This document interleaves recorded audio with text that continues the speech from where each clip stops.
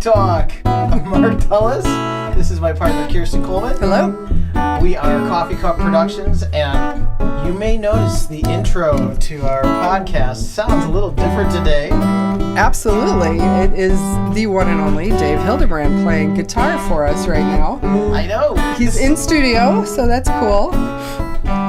In studio, making music. He's in the hood. Dave and I go way back, and we discovered he's right down the street from us. Holy smokes, come on over to the studio. Make some stuff happen. Yep. Dave, welcome to Cawffee Talk. Thanks for having me. Yeah. Awesome. Woohoo! Yay! The sound I gotta get the sound effect. Thank you very much. Yes. How's it going, neighbors? Hello. And now a word from our sponsor. Our Love of Learning reading program is a complete, sequential, and logical approach to decoding words and being able to read everything.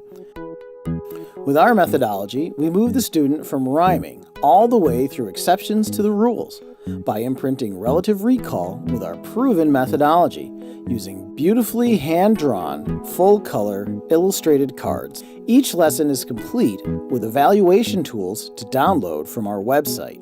We even have a teacher's guide and a Roots of Reading book to guide you through.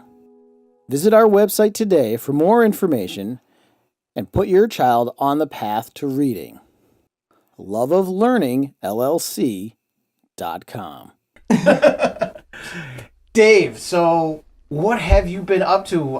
This is my friend. We go way back, and through the magic of Facebook, I noticed you're working with one of my homies, Stephanie Rogers, and then, everybody kind of reconnects a little bit, and then I saw, Dave has a new single out, and we have a new program, New Music Mondays. What a perfect fit. There you go. Yeah. And now you're in the hood and working, and so very cool. We're so glad you came by. Thank you so much for having me. It's great to be here with you guys. So, tell us a little bit about what you're doing. You're kind of a rare commodity of a working musician in the world that we know, and as a solo artist. Solo artist. So that's also a little different than most. Tell us how that's been going. Well, that's interesting. We started chatting a little earlier about that. It's an ever unfolding adventure, and being on my own, it's an ever unfolding adventure, mostly in my head, trying to figure out what I'm doing with my life here after 20 years of making music as a full-time living, which I say this a lot, but I've already won the lottery. I mean, I've been making my entire living playing music, and since I went to music school, that's a win in my life. I feel very, very, very fortunate to have made so much great music and also a living, albeit an up and down living and an unpredictable living, but a living nonetheless. And, I've a lot to be thankful for all the time, and music has been great to me. So I try to serve it in return and put out as good music as I can.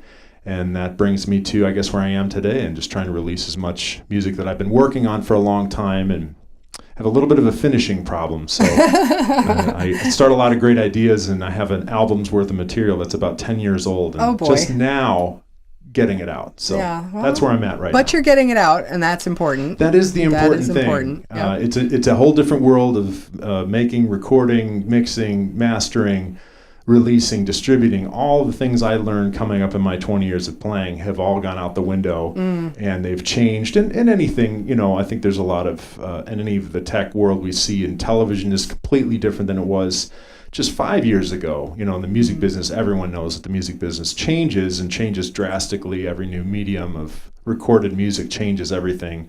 But it's really changing fast. I mean, days, months, there's a new distribution process, there's a new streaming platform, there's new royalty rates being disputed. I mean, the news changes daily, and so you really have to keep up with what's going on. But at some point, you've got to slow down and actually make the music too. Yeah, so it's not just all about the commodity. It's about the actual music that you're putting out there. That's absolutely true. I think you when you control your own PR now too, you don't have a label that's doing it. You have an Instagram account, you have a Facebook page, and albeit you can control all of those things from your pocket on this amazing device we carry around, but it also, it's another thing to keep you worried about how you're coming across, and did I post enough? Did I say the right thing and all this stuff? So did I tag the right people? Exactly. Did I tag the right things? These effortless looking posts, right? That Not so likes. effortless. No. Oh my gosh, no. They keep you up, at night if you're a neurotic person like myself. Oh, absolutely. I've been up many nights. Like, wait, did I do that? Exactly. Wait, what did I? Yeah, no, it's nuts. You do have to manage it. Well, you guys know, in the entrepreneurial world these days, there's amazing opportunities, and yes, there's not as many gatekeepers standing in your way, but there's the same amount of hours in the day that there were before. So you really have to, allocate your time. And if you're a creator of artistic content, you have to make time for the art too. So that's funny how that one gets pushed off to the side sometimes. So I'm really realigning and trying to get the work out to the world now. So how do you decide that? That's a big thing. It's a big concern when you work with other artists. Kirsten kind of runs my band, and she's under the philosophy, this is good enough, and you putting this out now. And it's, and God bless her. Otherwise, a lot of stuff would just sit, and people do get to hear about things that we're working on. So how do you navigate, this isn't ready, or I'm going to put this out? It's a great question, and I think about that a lot. And recently, I'm going to get the quote wrong, but I think it's perfection is the enemy of good. And I fall victim to this a lot. It's never good enough. It's always could be better. It could be this. It could be that.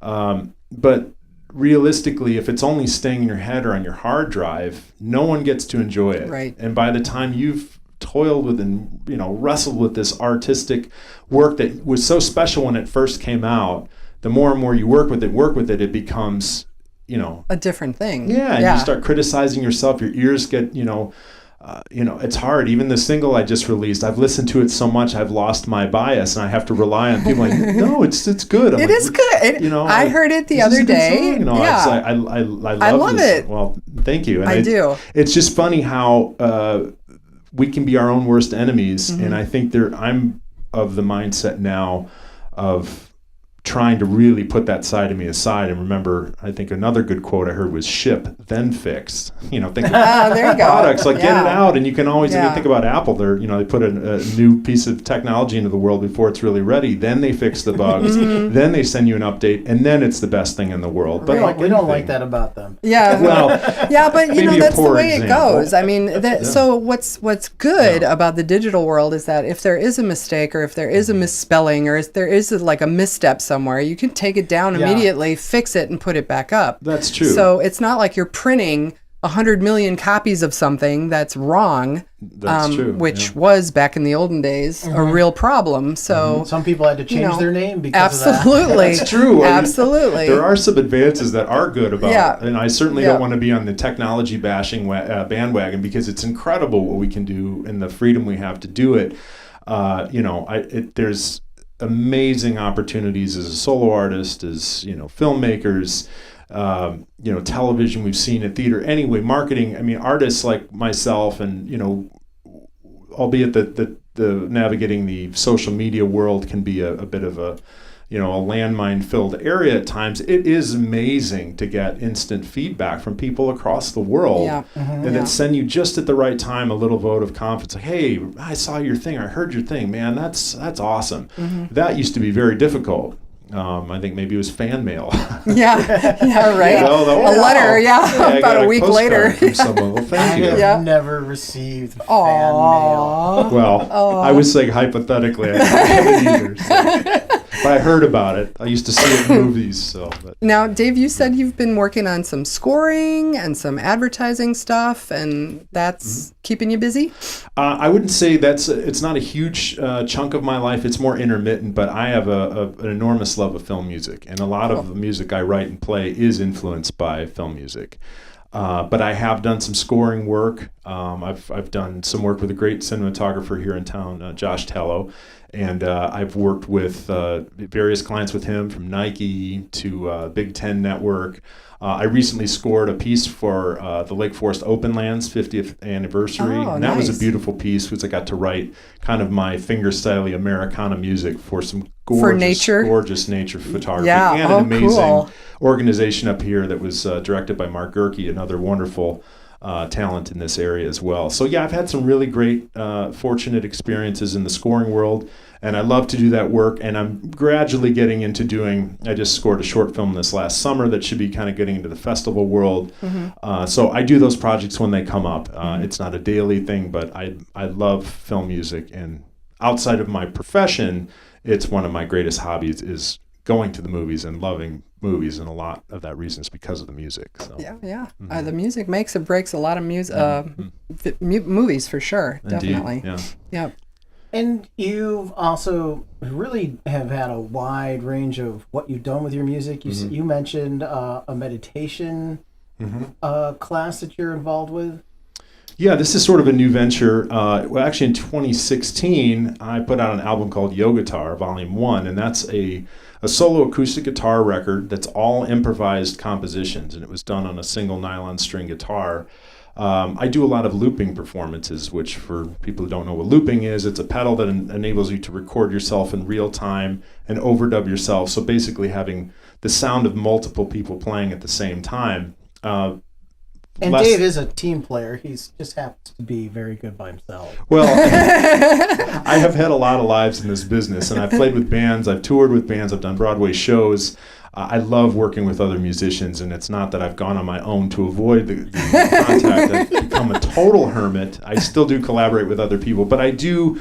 The composer in me, I think that's comes out in my live performances with the looping pedals, because I hear multiple parts in my head. I'm a bass player, I'm a guitar player, I play piano, I think of drums, all these things. And when you can loop, you can kind of be you can be the support, you can be the melody, the rhythm. And so it's a beautiful thing. And I've been working as a kind of looping solo performer for well over 10 years. So I've really worked up less so a gimmick about look what I can do with all my parts. It's not about that. It's about the layering of the textures, and certainly like finger-picked guitars, you put two of them together and it's like puzzle pieces, and it turns into this magical kind of harp-like quality. So anyway, the Yogatar record was a product of that, and then also the product that I was in a yoga class laying on the floor at one time, reminding myself, like, man, I always love listening to music in the yoga studio. It's just the wood, the candles, like, I don't know what it is. It's just such a great place to focus on music. And then it hit me. I'm like, maybe what I do would fit in a yoga studio. And then I did a few yoga workshops with the renowned yoga teacher, Anna Forrest, for a teacher training in 2015, and performed kind of what I had been working on. And it worked very, very well. And that went on to, I recorded at home with a single microphone. And I would improvise the compositions when I sat down, make no edits, and then that was it. Talk about my finishing issues. Yeah, there you go. Nice. I forced myself, like, this song is about this, done. Next day, this song is about this, and that was it. If you asked me right now to play any of the songs on my record, I couldn't. And that's by design, because they're in the moment, and generally when I perform this type of music, the loops are created in real time, and then I push the delete button, they're gone forever. So whatever music you hear in the event is for the event. It's a scoring of a moment. And so I'm really into kind of finding more ways to score the moment. And so anyway, this meditation workshop is unlike the previous yoga classes I've done, where I accompany a yoga class and a teacher, and I play my guitar and I score the room as I see it. This is me leading it. And the meditation part is simply about slowing down, turning off your phone, the anxiety. I suffer from a lot of anxiety and a brain that just won't turn off. So I need my class as much as I'm going to be leading these workshops. But it's a way for someone to just lay back, leave the problems that they're struggling with, lay down on the floor, and just let me score an hour's worth of music for you. And hopefully that's going to be something that's rewarding experience for them. And anyway, I have one coming up on April 6th at Coconut Yoga in Lincoln Square in Chicago at 3 p.m. And there will be more of that, but the class is entitled Sound and Simple. So, Okay. And so you're doing it just there at that yoga studio for now? That's the first okay. one. Yeah, there's going to be more, and there's a soundandsimple.com coming soon. And this is basically, Sound and Simple to me is something that came up a few years ago.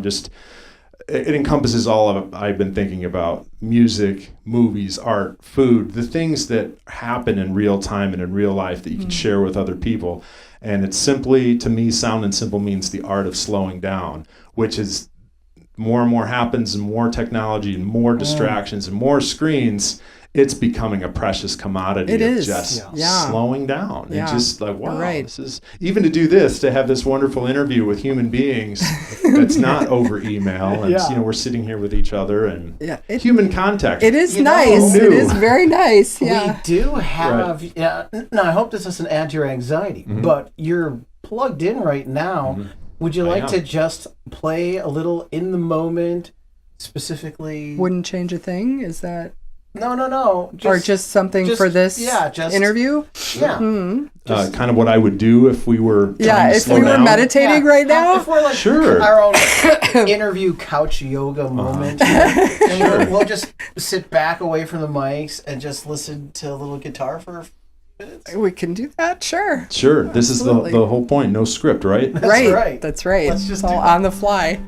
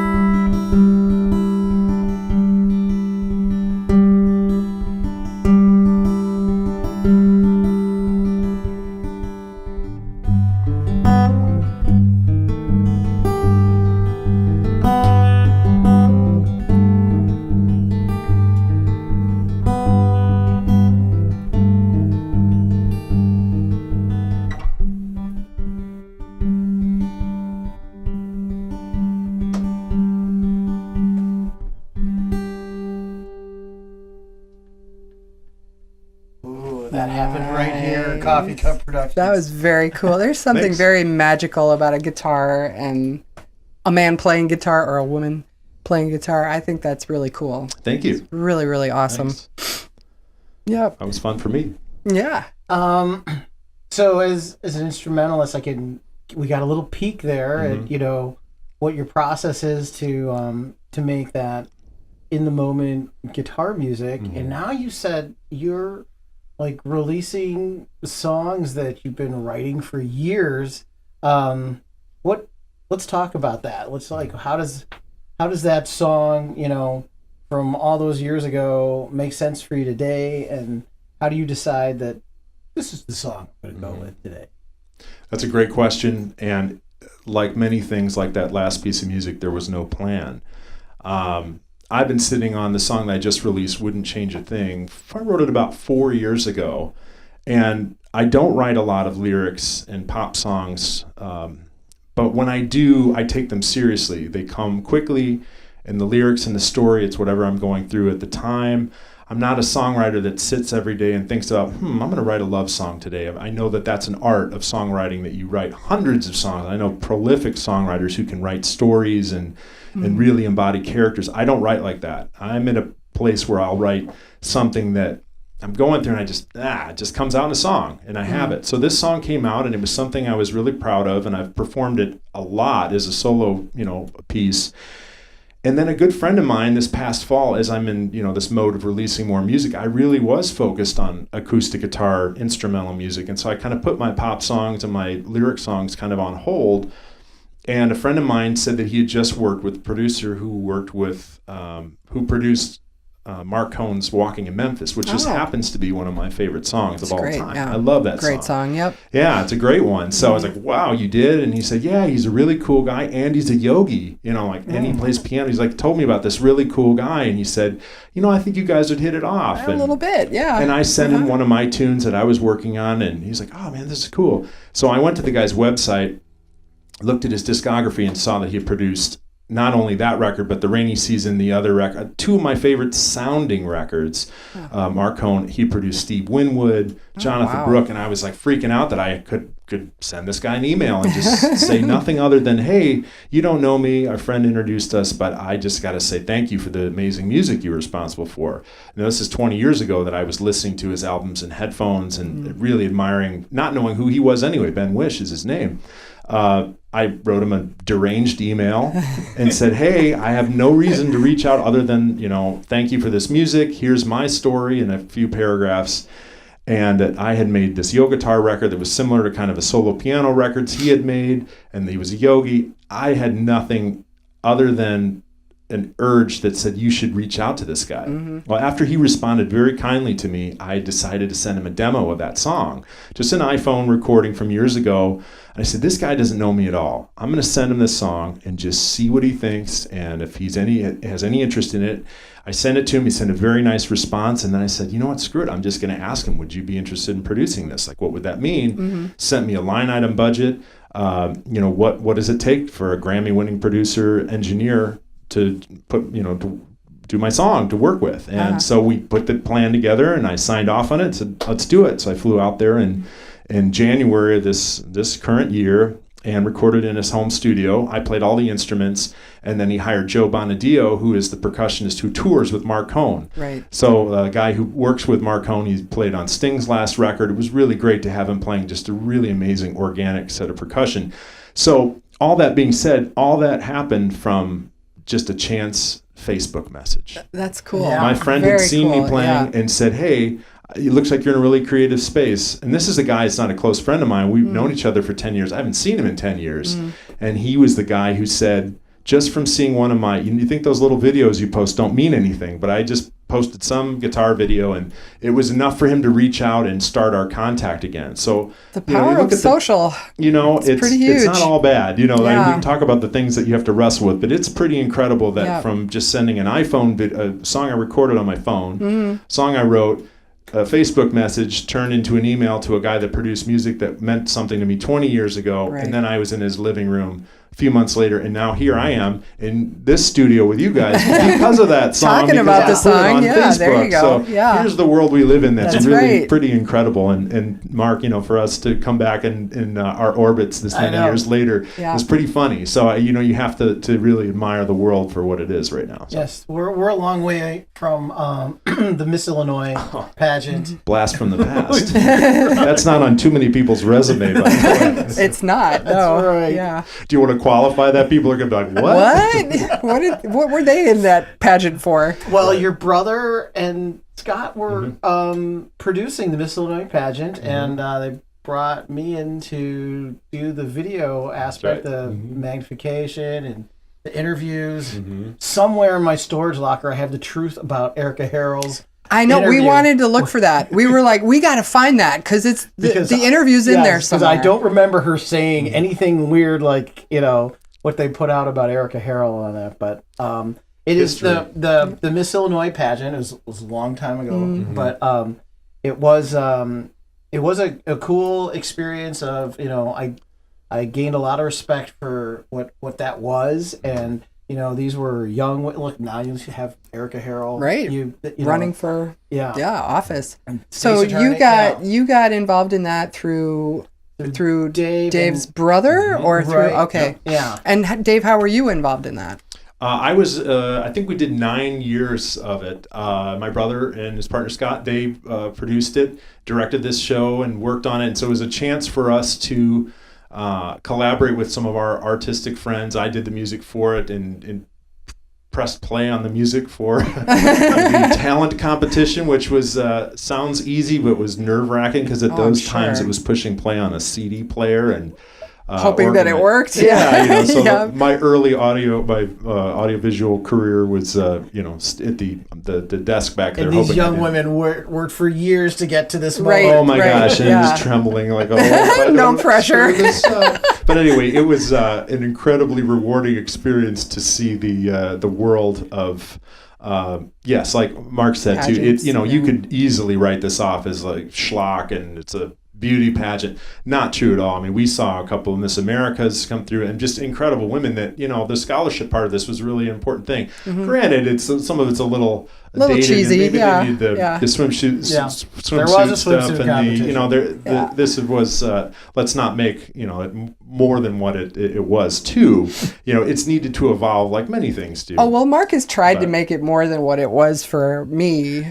For a long time, I'm whatever. I'm so glad to finally have another witness explain that it wasn't. Whatever. No, I mean, it was a swimsuit competition with a bunch of hot chicks. That's You can say that, but that's true. But I mean, I think there really was, and that's also the slanted part of the emphasis on that part. Really is getting to know some of these women through the years too. And at the time, it was a very unique experience to see opera singers and incredible dancers. I mean, there really was there was some talent. There was some, and then there was not so good talent. I also did see see a interpretive dance to the theme from Jaws. Oh, awesome! That's not a joke. Awesome. I was not on that. So awesome. You do see some things you'll never quite forget. But we'll just say it was an enriching artistic experience, and get the beautiful. If anybody has that video anywhere out there, please find it. So it was entertaining, but it was great because my brother had great visions for all these shows and would hire his closest allies and dancers and musicians in video. And Mark, it was a group of friends could come together for a week and do these shows out at the Drury Lane Oakbrook, which is a really wonderful theater. So it was kind of, the beauty pageant was part of it. It was putting on a show and doing this really, great production and trying to make a really amazing visual experience happen with a small team. And these young women of all different kinds of performance backgrounds for sure getting put into a show. And it was and being flexible. And then, a few years later, I see a couple of them. Kate Shindle, I remember seeing her in the Stepford Wives. I think that's that movie she was in.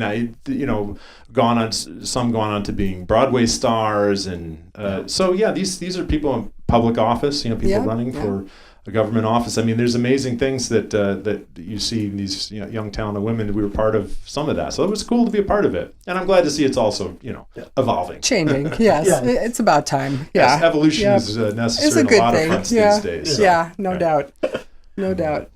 So I think we're gonna close out with the actual single, but I don't know. We have you in studio. Do you want to just talk a little bit about it, maybe play a piece of it? Yeah, how did the song come together for you? That's a great question. And I, like most of the songs I write, because I'm not a lyricist first, I have a terrible time remembering lyrics.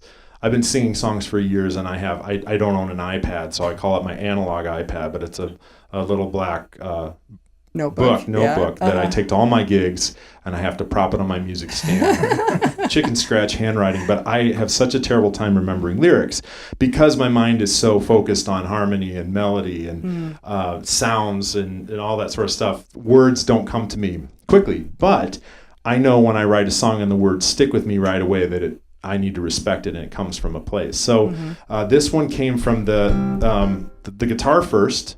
The kind of groove. I'll just play the groove a little bit. So.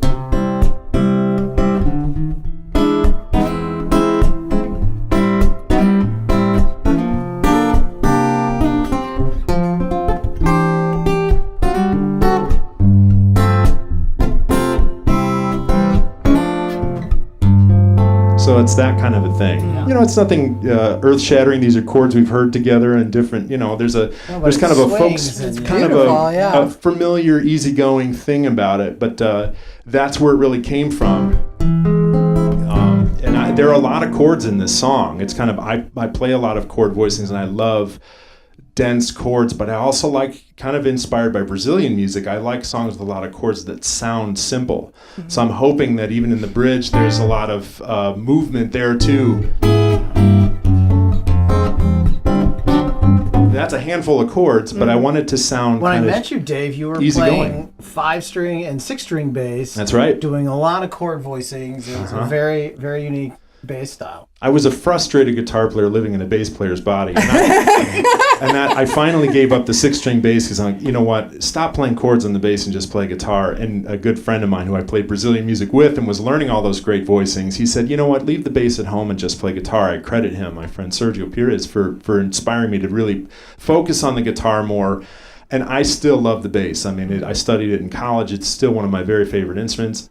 As a fingerstyle guitar player, I found a ways that I think I can still play bass, and that's what.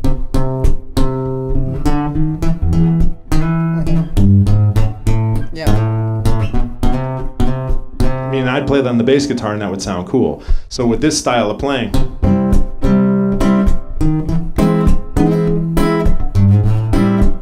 So I feel like I'm satisfying the bass player in me, the guitar player, the piano player, the singer. I'm a control freak, if you know that. I need to let go and maybe work with some other human beings. But anyway, that's the origin of the song came from that guitar part. And then the lyrics came, soon after, and the story it didn't take a lot of wrangling to get that story together. So, nice. And it's a perspective song. I really love perspective, and, can't change the past. This is looking forward, really being present in this song is kind of looking back at some things where maybe tough situations and be like, you know what, that was tough, but I wouldn't change a thing. Yeah, you learned what I know a now. Couple of gray hairs and now a gray beard, teach you that, you can't go back, and everything is the sum. You're the sum of everything that you've been through, and your experiences in this song is kind of simply just about that, an easygoing song to remind you, like, you know what, knowing what I know now, I wouldn't change a thing.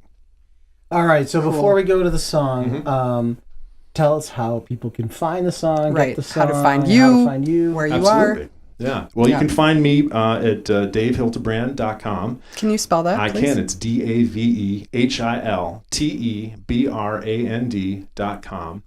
And then you can find me on my 2 social platforms, which I focus on, Instagram and Facebook, and those are both Facebook under my name, Dave Hiltebrand, and Instagram as well. And as far as getting the song, it's on all the digital platforms, Spotify, Apple Music, iTunes, Deezer, Amazon. Just got a confirmation it's now on Google Play. So I'm on all the digital platforms that you can find, and hopefully on Pandora soon as well, too. Great. Mm-hmm. And it will be on our podcast as well. So thank you very much for the feature. I really appreciate it. Thanks for coming down. Thank you. I appreciate you coming into the studio. I think that's very cool. Keep up what you're doing to support all of us musicians and songwriters out in the world with such a cool, venue like this to come in and talk and tell some stories and maybe share a little behind the scenes on what it's like to make some of this music and how it gets out to people these days. So thank you very much for having me. Well, thank you. Dave Hiltebrand, wouldn't change a thing.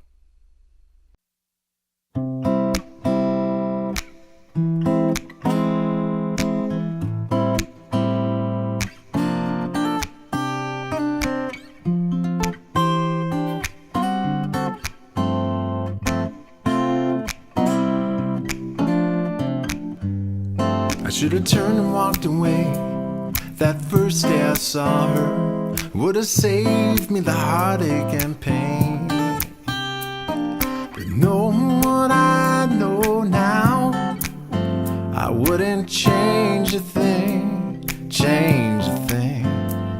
Well, sometimes it's hard to see the forest through the trees when I don't know where I'm going or remember where I've been. But knowing what I know now, I find my way again. There are times in my life I paint pictures in my mind, but the answers that I seek that I know I'll never find. Now the most that I can learn is from the chances that I take. Now maybe happiness is found in the reality I make. Oh, as the years travel by and gray begins to take over, well, it's not lost on me that I'm getting older. But knowing what I know now,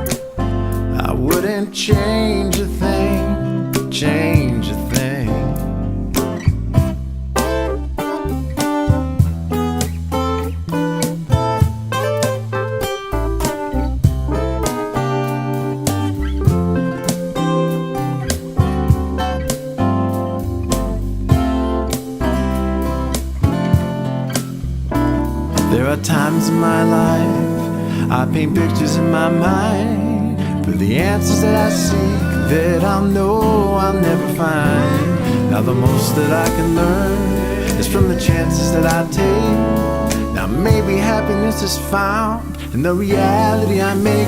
Oh, as the years travel by and gray begins to take over, well, it's not lost on me that I'm getting older.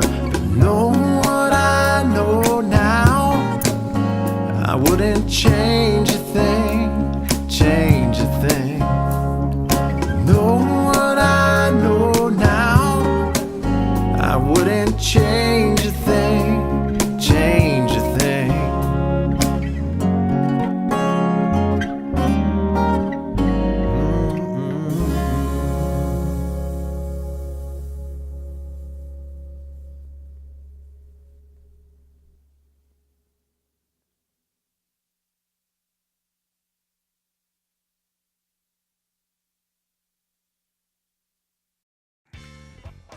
Cawffee Talk is a Coffee Cup Productions podcast. Find our video podcasts on YouTube, Facebook, and our website, coffeecupproductions.com.